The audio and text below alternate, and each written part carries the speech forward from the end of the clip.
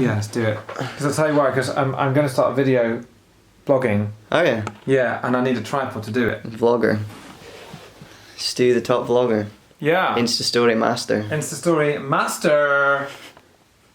A master! Hello and good morning. This is the start of a weekend vlog. I'm currently at the Bewley household with Mr. Amplify, Stu Bewley. We're just recording some voiceover and he's gonna become a vlogger as of when? Next week! Next week. I'm saying it right here, right now. Next week in this room, that'll be my chair. You can't see my chair, that'll be my chair. And my beard is going to be, I might probably shave it off, but it's very white, very white. So Stu's going to start vlogging. If you don't know already, Stu does these like awesome Insta stories. So it's like the next step, isn't it, to vlog? It is, but it's like a 2-minute thing where I'm actually going to give people tips about storytelling and presenting. I'm going to try and give useful information. Yeah. Rather than just, really bad Scottish accents. Right, let's go.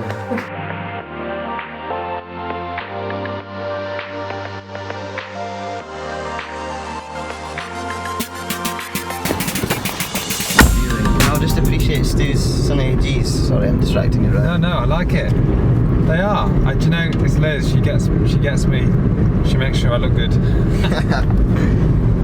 So Stu, who are you? Before you tell anyone what you do. Who am I? Who's Stu Bewley? Stu Bewley is a 38-year-old man that feels about 24 and is always really surprised when I say my age and someone goes, "Oh, you don't look that old." I'm a big smiler. I love life. I'm a dad. What else am I? I'm from the north. I've got this weird northern accent thing. Yeah. I forget I have.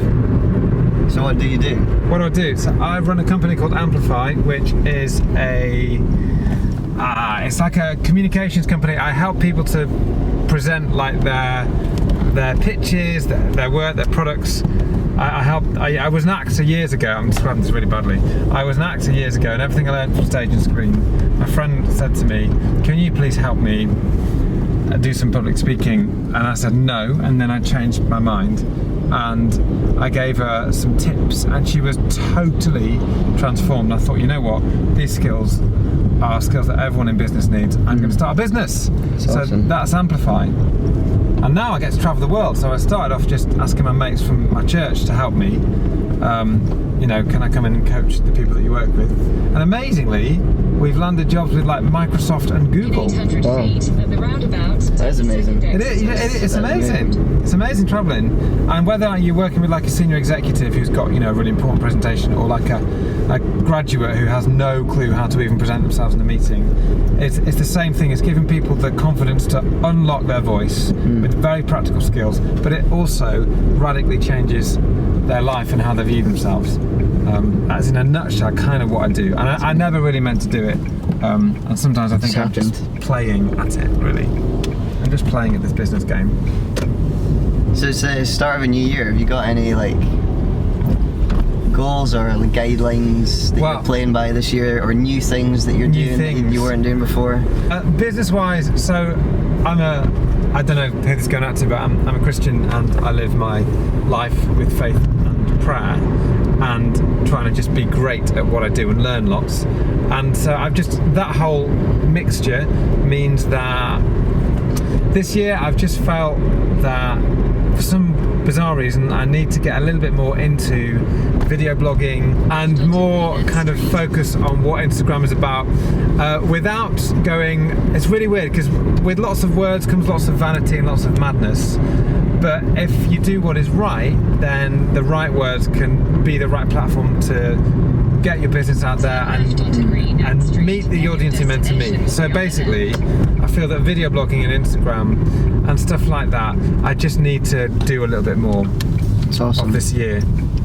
Oh, I'm writing a book. I'm really excited. I'm writing a book with my wonderful friend Sarah Shaw, and she takes all my brain, all that I talk about, and turns it into. And I'm flipping loving that book because it's basically my story of how I became this guy who runs this business, and all that I've learned along the way, and all that life and business and God has shown me. Oh. And one final thing. Yes. A value of mine is living your life in a way that's going to bring the best out in the people around you. So for maybe anyone who has that similar value or maybe wants to do that more, what's some useful tips?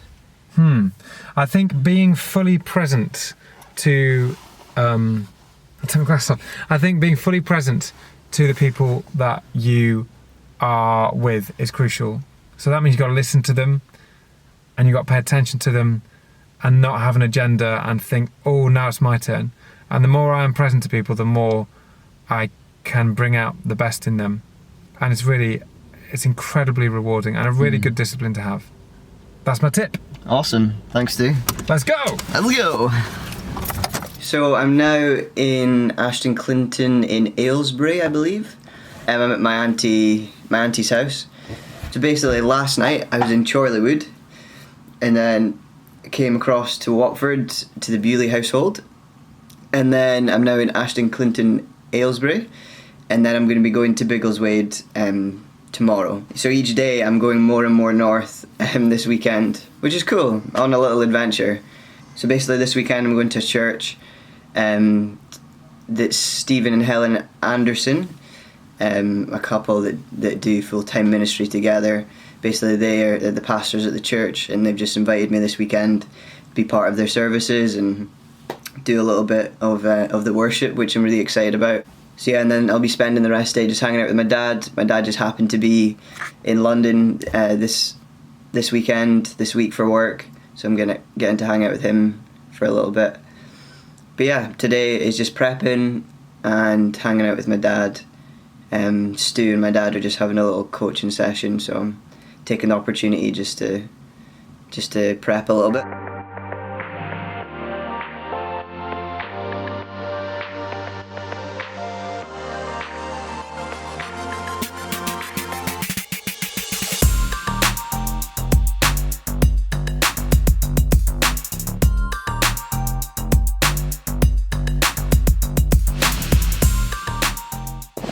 Good morning, it's Saturday, and there's my dad. It's Saturday morning, we're in Berkhamsted, just picking up my cousin and husband, and we're gonna go get some brunch in Berkhamsted. It's not ringing. Way! Come in! How many months pregnant? 8.5. 8.5? Oh wow. That's so soon. Well, 4 weeks to go, so.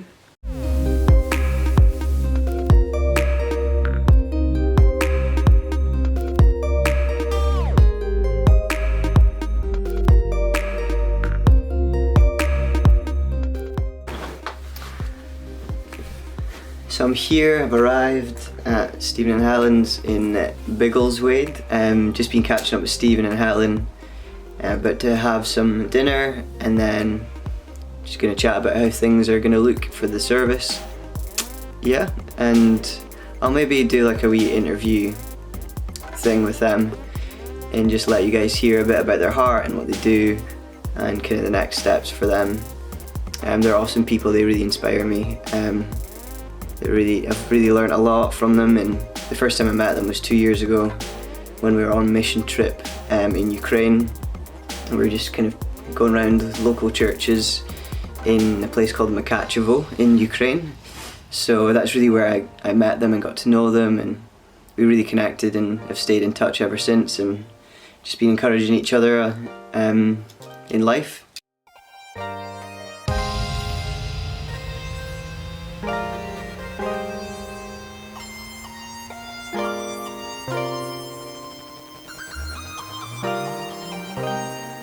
So here with Stephen Anderson, usually people know Stephen as Stephen and Helen Anderson, but Helen's not doing too good at the moment. So I'm just gonna have a wee chat with Stephen about a few things. What's been the thing that you've done for many years now? Obviously I know, but how would you define what you do? I guess I've been 30 plus years now in sort of full-time Christian leadership ministries of different sorts. Yeah. Started off as a kind of fairly standard pastor teacher, Yep. as everybody was in those days in the 80s, and seen that really develop and so on over the years through 2 or 3 main things. One, I think, because there came a point where Helen and I then began to really partner in ministry, which wasn't the case at first. And so the ministry, who we were, took a different shape because it had the more roundedness of Helen's gifts, her personality. She's a real people person. If she's not around people for a while, she misses that, and the other way around. And then really kind of, I suppose, we started pioneering things. So pioneering new ministry. Really bringing breakthrough. Where situations are a bit stuck, I love to see breakthrough happen. In people's lives, I love to see breakthrough happen. So we pioneered a couple of ministries, Prayer for the City in Glasgow and healing rooms around Scotland. For you, what does 2018 look like? Do you have any goals or guidelines, or do you think anything new is going to happen this year in your life, or within you and Helen? Or? Yeah. Well, most years I would write a list of 6, 7 goals. Yeah. But I didn't feel to write goals for this year because I know there's going to be change this year. And I can actually, in one of my old journals I went back, it was about 2011 maybe, and there was a set of goals there, and I thought, you know what, I'm just going to probably adopt those again. So there's always that goal to be more effective in what I do, to preach better, to communicate better, and so forth, lead better. But there's going to be a big change because we're moving back to Scotland. Oh, hey. And going to be starting work with the White Inch Church in Glasgow Great. at the beginning of April, Easter Sunday.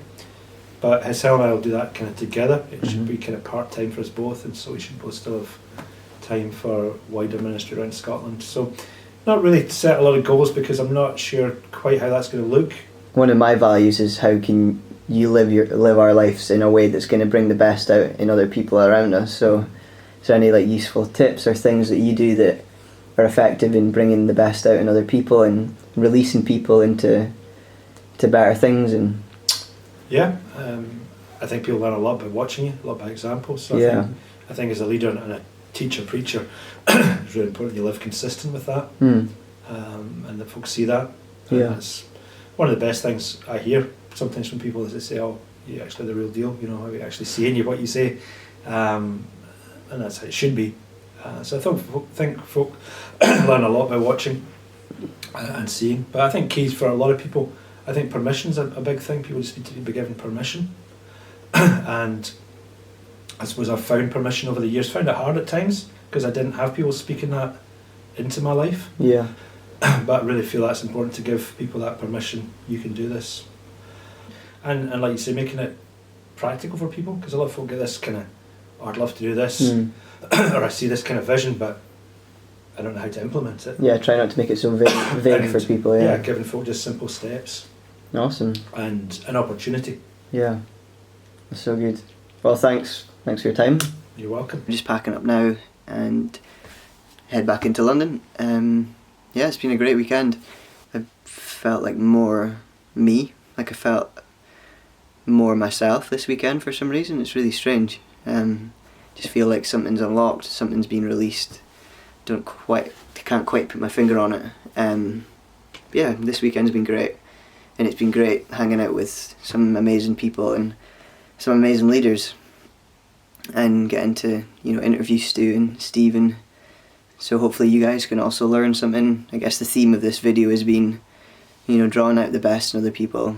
That's just because it's one of my values I'm still trying to work out, but I hope you've been able to learn something and take something away from this video.